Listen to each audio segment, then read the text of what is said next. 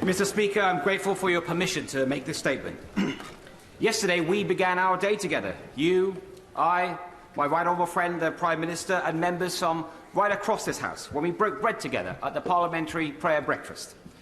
And we listened, all of us, to the words of Reverend Les Isaac, who spoke about the fact that responsibility that comes with leadership, the responsibility to serve the interests of others above your own, and to seek common ground of your party, your community, and above all, your country. Now, colleagues will be forgiven for my sense of déjà vu. Despite what it might seem, I am not one of life's quitters. I didn't quit when I was told that boys like me don't do maths. I didn't quit when old school bankers said I didn't have the right school ties. And I didn't quit when people in my community said that I should not marry the love of my life.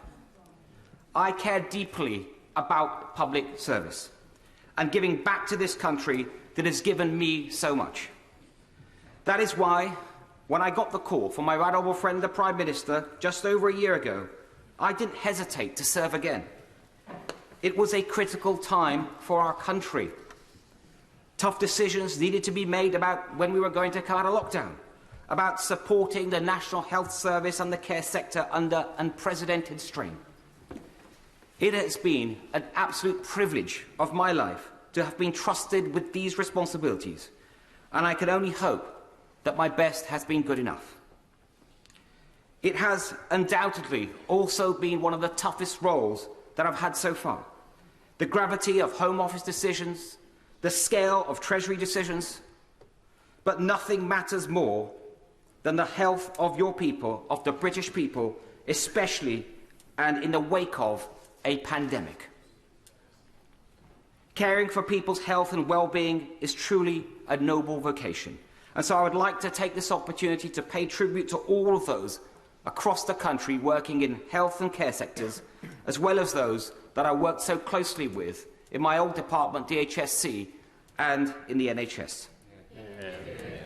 There is so much that I planned for the long-term reform of our health and care systems, and it is a wrench to leave that important work behind.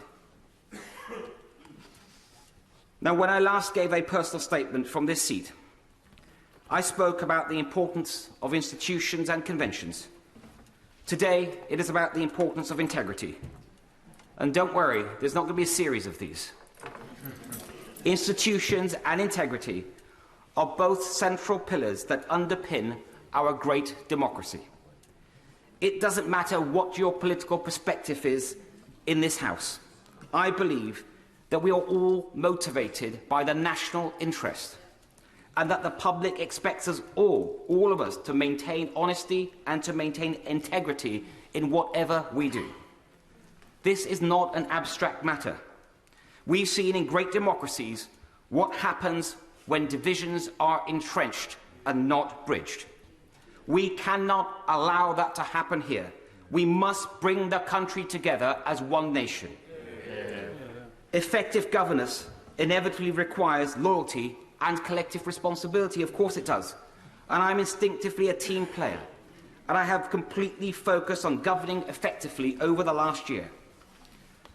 But treading the tightrope between loyalty and integrity has become impossible in recent months. And, Mr. Speaker, I will never risk losing my integrity. I also believe a team is as good as its team captain, and that a captain is as good as his or her team. So loyalty must go both ways. The events of recent months have made it increasingly difficult to be in that team. It's not fair on ministerial colleagues to go out every morning defending lines that don't stand up and don't hold up. It's not fair on my parliamentary colleagues who bear the brunt of constituents' dismay in their inboxes and on their doorsteps in recent elections. And it's not fair on Conservative members and voters who rightly expect better standards from the party they supported. When the first stories of parties in Downing Street emerged late last year, I was personally assured at the most senior level by my right honourable friend's then team that, and I quote, There had been no parties in Downing Street and no rules were broken. So I gave the benefit of doubt. And I went on those media rounds to say that I'd had those assurances from the most senior level of the Prime Minister's team. Then we had more stories. We had the Sue Gray report, a new Downing Street team. I continued to give the benefit of the doubt. And now this week again, we have reason to question the truth and integrity of what we've all been told. And at some point, we have to conclude that enough is enough. I believe that point is now. I welcome the Prime Minister's public acknowledgement last night that matters could have been handled better in who he appointed and what was said about what he knew when.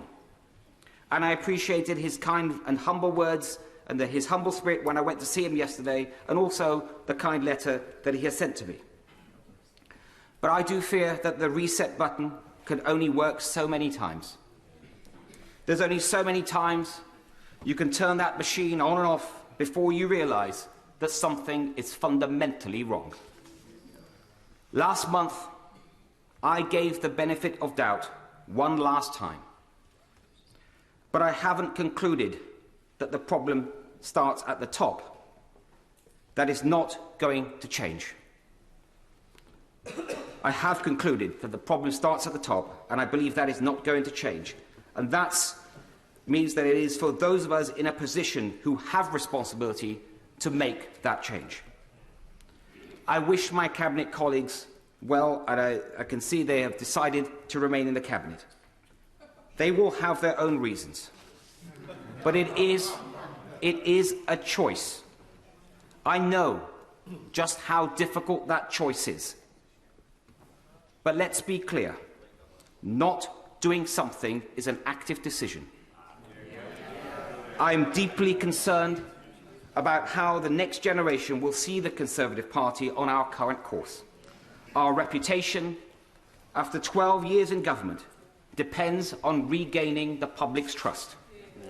This is not just a personal matter. The philosophy and perception of Conservatives depends on it. It is central to the Conservative ideal that we believe in decency, in personal responsibility, and in social justice enabled by conventions and the rule of law. The Conservative mission to extend freedom and prosperity and opportunity is all at risk if we cannot uphold that ideal. And, Mr. Speaker, it is not only the Conservative Party is not the only great institution in need of urgent repair. Like everyone in this House, I have been dismayed by the drip of stories of harassment and worse by members of this House. So I'm also concerned about how the next generation will see this House and the health of our democracy. In recent years, trust in our roles has been undermined through a series of scandals. But the one thing we can control is our own values and behaviours. So it is incumbent on all of us to set high standards for ourselves and to take action when they are not met by others. Mr. Speaker, I'm grateful for the messages of support that I've had from many members of this House and beyond. I got into politics to do something, not to be somebody. So it is hard in one way, but not in another. Being a good father, a husband, a son, and a citizen is good enough for me. And if I can continue to contribute to public life and my party from the backbenches, it will be a privilege to do so.